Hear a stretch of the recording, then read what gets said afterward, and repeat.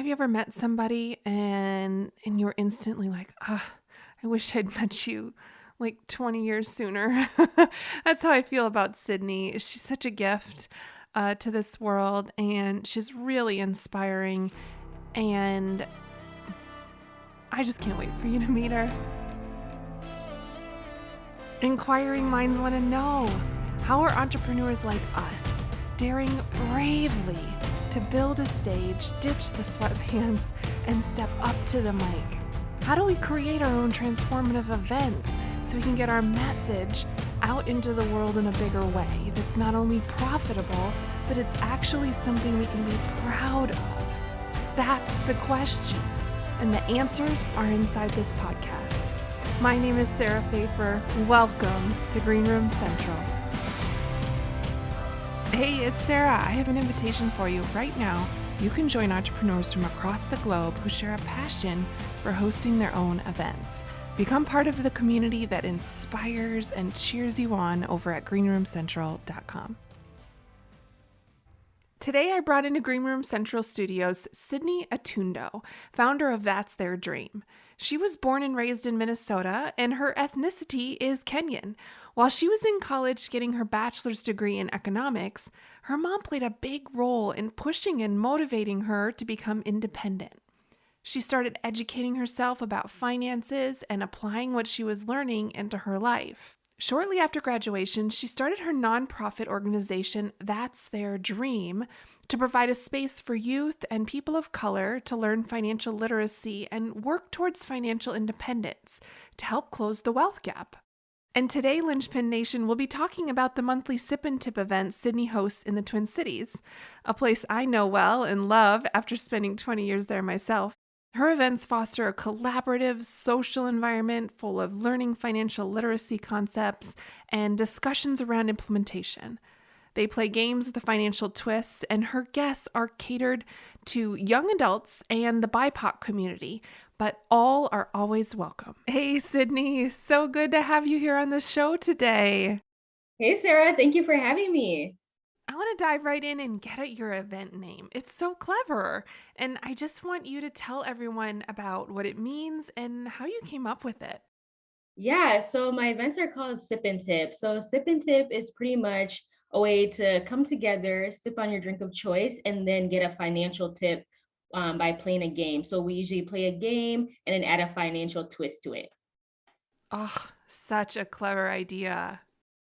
Yes, yes, I know. I love Sip and Tip. I always hear pain and sip, and I'm like, Sip and Tip would be cool. Why not try that? So, Is that how you came up with it? I mean, pretty much. We were actually no, we were kind of like sipping wine with me and my team members, and then we're just like, oh my gosh, we should do something like an event where we're sipping, and then somebody's like, oh, and tip, and then it was like then we started just talking about paint and sip, and then yeah, it just came about, and it's like let's just stick with paint and sip, let's do it. Oh my gosh, I love it. Yes. I love when people realize that they don't have to reinvent the wheel in order to come up with ideas for naming things. We can just look at the world around us and get inspiration. Same with just for event ideas, too. There's just so many great ideas out there. We just need to put our own spin on it and model. Yes, I totally agree. So tell me, what's the most challenging thing you find with planning these sip and tip events?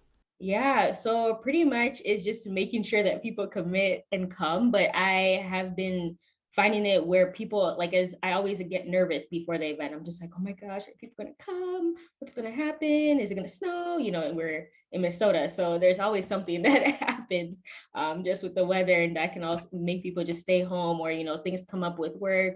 And so people are like, oh, I'm not really feeling it today. So I'm just like always like scared, like, okay, all the people that said they're gonna come, are they gonna come? But um, so it's just kind of just following up with people is just something I like to do a lot. Make sure I'm always posting on social media the flyer, and just having faith that people will come. Like if people really like the event, they will come and show up and invite other people. So as much as I get nervous and feel like it's a challenge, it always turns out to be a great event. So having faith has really served you well, yes? Yes. I was like, cross my fingers. But you've been at this for a while, so you're kind of experienced in that you get a sense for, okay, if this many people are registered, then this many people are going to show up. You have a pretty good sense for that now, right? Yeah, I do have a pretty good sense of that. And then also just with the people who sign up, some people sign up or they tell me they're coming, but then, and then I create a list, I'm like, okay, these are all the people that are coming. But sometimes like the people who even say that they're coming don't even come, but there's a bunch of people that find you on social media that end up coming as well, who maybe didn't RSVP, or maybe didn't reach out and tell me they were coming. So it's always shocking and surprising the people that come to the event and how they heard about the event. I'm always like super happy, like, oh my gosh, you found me on Facebook, you found me on Instagram, like this is amazing. So, Linchpin Nation, I want you to really catch what Sydney just said there. She tracks her metrics. Essentially, she tracks how many people are signing up and showing up so she can have those expectations for future events.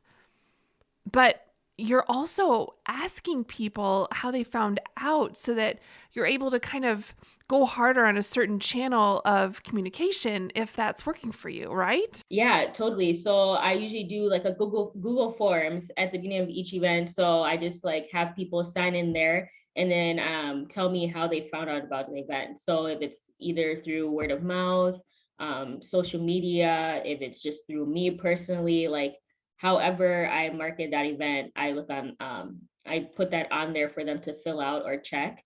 And it just helps me better, like, okay, maybe I should focus on Eventbrite, maybe I should focus on Facebook events, maybe I should just focus on posting on social media, or maybe just keep working with my sphere, or is it networking events? Like there's so many ways to market and get people to the events, but it's just finding which one works the most. Do you have one right now that you're really going hard on that you're finding to be pretty successful for your niche? Yeah, I would say networking is very important.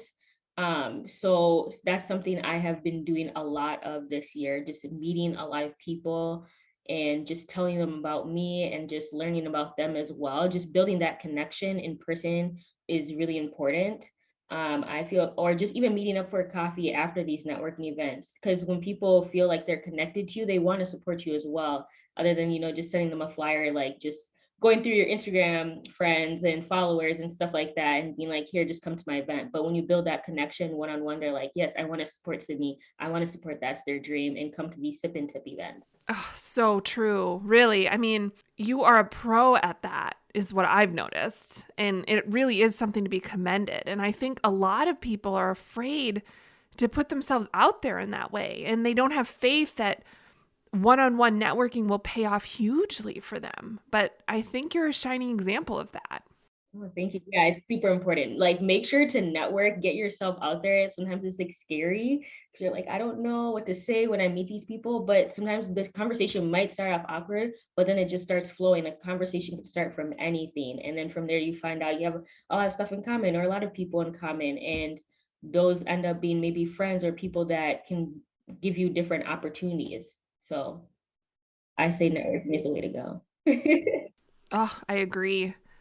So, what are things when it comes to planning an event for you? Like, what does that look like? Can you tell us? Because there's so many people listening right now who want to dive into the pool, but they're a little anxious about it. Yeah, so with planning an event, there is a lot that goes behind the scenes. So personally, with me, when it comes to planning an event, I have to book a place where I'm going to be hosting this event. And usually I like to do it at restaurants, so I like to switch it up also every month. And so sometimes it's like sometimes okay, I could choose the restaurants that I've been doing, but I want to switch it up. Maybe let's try a different restaurant this month. So trying to find a place that can host the amount of people that I think that are going to come can be challenging sometimes as well. So that's one thing that I have to figure out every time I'm planning the events. Also just the marketing. So you have to, well, I go on Eventbrite, I do Facebook events. I know I tried Meetup one time as well. I just do my social media pages, my personal and the That's Their Dream Instagram and Facebook, networking, just my sphere. I just do a lot of that. So that's another thing that it takes the planning event as well as making the flyer itself. I don't know. There's so much. I'm just like, I don't even know. Like, Is there a part of it that you love? yeah, to be honest, like I told you, I love networking. So like being out there and going to networking events is fun and just building that relationship with people and just telling them to come to this event and just seeing like, oh my gosh, this person that I just met at this event is coming to my event. Like this actually works. Like people really believe in what I'm saying and what I'm doing and want to learn more about finance. Cause sometimes like when you're talking about finance with people, they're like kind of scared, they shy away. They're like, I don't know if I want to come to that event. And I've had that happen where somebody did come to an event and like pulled me aside privately and was like, wow, this was like amazing. But I was scared to come because I thought we were going to have to expose our finances. And I didn't want to talk about my bad spending habits. And I'm just like, no, I don't want to put anyone on blast. That's not what my events are about. This is all about learning and learning from other people who are there, learning from the game is just a fun collaborative way to learn about financial literacy. And what you just shared there is so important. It's important that you're getting to know your guests and a lot about what their fears are and what they want and what they know and what they aspire to. And when you get to know all of those pieces, the stories that they're already telling themselves in their head, it really helps you market better. So now that you know that there's a story running in your potential guest's head of a fear of having to expose where they're at financially, that's something that you can put in your marketing. You can be saying, okay, this is a safe place where no one's sharing their financial history or where they're currently at financially. It's a safe place for us to come together and have some fun and learn. And when you're able to do that on your sales page or your invite for your events, you're able to convert people from browsers to registrants so much quicker and in higher numbers. I love that you're talking to your guests and really getting to know them. That knowledge is going to serve you so well when you scale your events in the future. Yes, I want them to know it's a safe place. It's just a place to come and sip and tip. So, how do these events make an impact on your guests? I'd love to hear about that.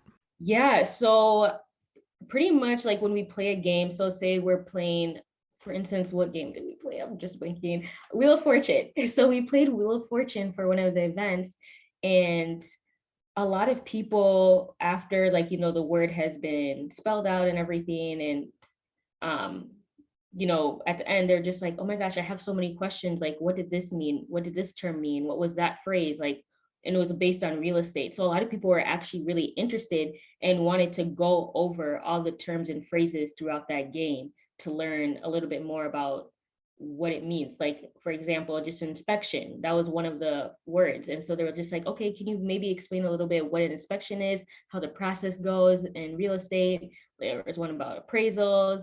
um, there was just many different key terms about real estate. So I've learned that people do want to learn these things. It's just not about playing a game, but they're just like super invested and interested in learning more because maybe they're trying to buy a home in the future. And it's not only real estate focused. Like every game we play, it's different. It could be money management. It could be about budgeting. It could be about taxes. So we try to switch it up. It could be about entrepreneurship. And so everyone is learning each time we play a game about something else in the finance world. And it gives them an opportunity to just be able to expand their knowledge and provide that information to maybe a friend or a family member who is going through a financial situation and be like, hey, I learned this today at Sip and Tip. Like maybe you could take this tip, or maybe they're taking that tip in and applying it to their lives. Hey, I don't want you to miss out. Did you know that this conversation always continues inside the Lynchpin Nation community? It's a free, modern discussion forum exclusively for Green Room Central listeners that will have a profound impact on the way you look at events in your business. Get answers to your biggest questions, hear behind the scenes nuggets from event leaders, and get access to helpful templates, guides, and checklists as you start and scale events in your business. Be part of the daily discussion with entrepreneurs just like you. You can join for free over at greenroomcentral.com. I'll see you inside. So, not only are you helping inform them, but you're empowering them to kind of step into a leadership role within their own circles, with their own family and friends. I absolutely love that. I also love that you're using gamification right in the event setting. And I will go on record that and say that for a really large part of my life, I was kind of an anti-play kind of person in the work in the learning space. But I've really turned the corner and come around on that one because I can see how valuable it is, especially for adults. It's just like play isn't just for our children. It can make learning happen for adults on such a deeper level, and it just helps with engagement.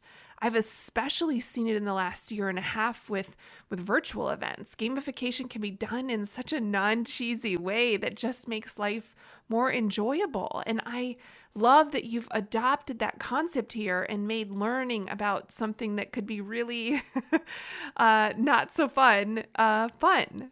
Yeah, I mean, talking about finances is not fun. So that's why I like to make it fun and collaborative. So people are like, oh, actually, I do want to come and to sip and tip and learn a little bit more about finances. Not like, oh, I'm giving them a presentation. We're going to sit in a room and I'm going to be like, this is what you should do. This is how you should budget. This is what I do. Like, these are the methods, They learn that through a game. And it's not also me telling them because everyone's financial situations are also different as well. So within these games, there's different methods that I might talk about or phrases or words, depending on the game that we're playing, that I might share about so people can pick up on what is good for them to use in their lives. I'm so inspired by the impact you're making in the world, and it's so exciting to hear about how you're using events now. So, you're using in person events very strategically here. Why is that? Um, well, for me personally, when it comes to virtual events, like they're fine, they're nice, I attend them, but I also most likely will be multitasking and I'll be doing something totally different. I could be folding laundry, I could be making dinner, and so I'm not 100% there. And just talking about finances, I want people to be 100% there and not focusing on other things that are happening in the background or being like, oh, well, this came up. I guess this Zoom meeting is not important. Let me just cancel it or not go or attend. And I know I do that sometimes. I'm like, well, I kind of want to go to dinner now. So I guess I won't go to this 6 o'clock Zoom meeting. And so, but that's me personally. Everyone is totally different. So that's why I went the in-person route. And I know like with COVID and everything, it's kind of tricky. But that is just a method that I have been using and it's kind of a little bit easier with playing games as well. But I do want to also offer an option for people to play games at home as well, if they're not comfortable coming in person. Sure. So, really, you're kind of chose to do in person really because you honor the importance of this topic and that you know that 100% presence is needed in order for this to really soak in and make an impact. And so you just made the decision that it needed to be done in person. I'll be excited to hear how virtual goes too if you ever decide to add that on. But please know that you're not alone. I have spent many a virtual event doing lots of other things other than sitting at a desk, like 100% focused on the event at hand. I'm totally guilty as charged. I know I'm just like, Sydney, today during the Zoom meeting, you're going to sit at your desk and you're going to pay attention. And next thing I'm like, oh, I kind of have this to do. Why don't I just put in my AirPods and, do both at the same time? And then next thing you know, I'm like blinking on what I'm even listening to. And then I'm like, well, I don't know what's going on anymore. Let me just exit the Zoom meeting. And I hate that I do that because some of the times, like these Zoom meetings are actually important stuff that I could be gaining a lot of knowledge from, but it's just like my attention span is it's not there. Oh, yeah, and it's just so important to make that realization and adjust. How we either run our virtual or our in-person events accordingly. Engagement is a big deal, and I love that you're paying attention to that. So, tell us about your audience. Yeah, so my audience is usually a younger adult. So just like with these networking events that I've been going to and just like my sphere and stuff like that, that is the audience that I do get, but it's open to anyone and everyone. And then I also have been trying to also aim for people of color as well. I just feel like with my mission for That's Their Dream, my organization is to help close the wealth gap. So to educate people of color about financial literacy so we can get to that point where we can try to close this wealth gap. So I guess that is also my audience as well. But I mean, it's open to everyone to come. Oh, I love that. Okay. I want to shift gears into more of a rapid fire segment here. So tell me, I know you host your own events and you also speak at events. Is there something that you've heard of backstage at an event, either yours or one you've been at, that just really stuck with you? Yeah, I mean, I just went to this conference and it was about finance and just entrepreneurship and businesses. And I thought it was going to be more of a financial workshop, but it was actually to talk about money wounds and why people spend the way they do and why money is a big sensitive topic to some people. And it just was to break down things that have happened maybe in their childhood or just how they always saw money when they were younger with their parents or whoever their guardian, you know? And so that also comes up in their life when they get older. And so it was kind of like just what backstage when I would just go, like I went to the bathroom and I was just talking to this girl who was also there. And she's like, honestly, I didn't expect this at all. I thought we were going to be talking about how to spend our money and how to do this, how to be an entrepreneur. And it was more about just breaking these generational curses. And because this can make an impact and affect our businesses or affect us financially. Oh, yeah, that's powerful. I just finished reading Secrets of the Millionaire Mind by T. Harv Eker, and it's kind of a classic in the money space. And there's a big topic in there about the generational impact of the stories that we carry with us from childhood into adulthood about money and how that impacts us for the good and for the bad, and how to really realize what they are and unpack them so that you can move past the ones that you need to move past. It's a super powerful topic. So tell me about your mindset when it comes to hosting your own events. It's kind of probably the biggest barrier to hosting events for business owners is that kind of mindset piece. And you've clearly felt very empowered and you stepped into that space of event host. And so I'd love to hear about your secret to managing your mindset. I know we talked about fear at the beginning of just filling it, but what's your secret to managing your mindset? I don't know if I have the secret, but pretty much what I do, like I do get like, you know, I have the fear, like I told you, of fear of people that are gonna come, you know, is there gonna be anyone? But something I always do is just have faith and just be like positive, like, hey Sydney, even if two people come, at least two people came, they support you. That's all that really matters. It's not about the number, but it's about the people that come there and just showing them that you appreciate them for coming, you know, and that they support you and believe in your idea and what you're trying to do. So I would just tell myself, like, don't even get stressed out about, oh my gosh, like this amount of people are going to come, but you're wanting this amount of people to come. It's all about the quality, I guess, you know, quality over quantity is what I say. So it's just like, obviously these people that came really do support you and want you to succeed and they believe in what you're doing. So that's what I try to tell myself. And that's what keeps me going to keep hosting these events every month. Ah, so wise to serve hard and love on the ones who are there, and to place your worries in that space, not and to really pour into the ones who are there and not be worried about who isn't in the room. It's all about being present and with those who are there. So wise. So tell me, what's your best tip for filling events? Is it the networking that we talked about? Yep, it's a networking. You already know. Yes. Okay, just wanted to make sure. Now, tell me about your favorite moment at the events that you host. Maybe you've got one from a specific event, or maybe it's just one moment at every event that's just like, oh, that's the best part. I love it. You know what? I think it's just at every event, it's just at the end, just seeing everyone talking and like they stay after the game.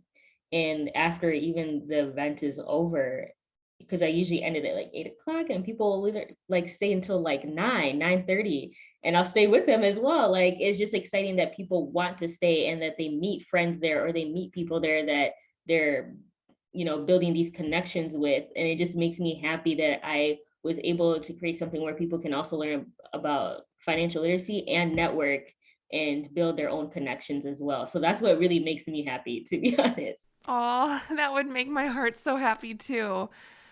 I love just looking out over the room and seeing that magic happen. It's like just taking that beat to integrate that moment into your heart and mind and just think, I created this. I did this, and look how it's bringing smiles to people's faces, and just noticing those light bulb moments. It really is such a gift we have as event hosts to see the kind of sparkle in their eyes. And you don't get to see that if you don't put yourself in the ring, right? Yeah. When people want to stay longer, I'm like, oh my gosh. Or they're like, come on, is there more to the game? And I'm like, no, but oh my gosh, you guys want to continue playing the game. You like it. It just makes me so happy.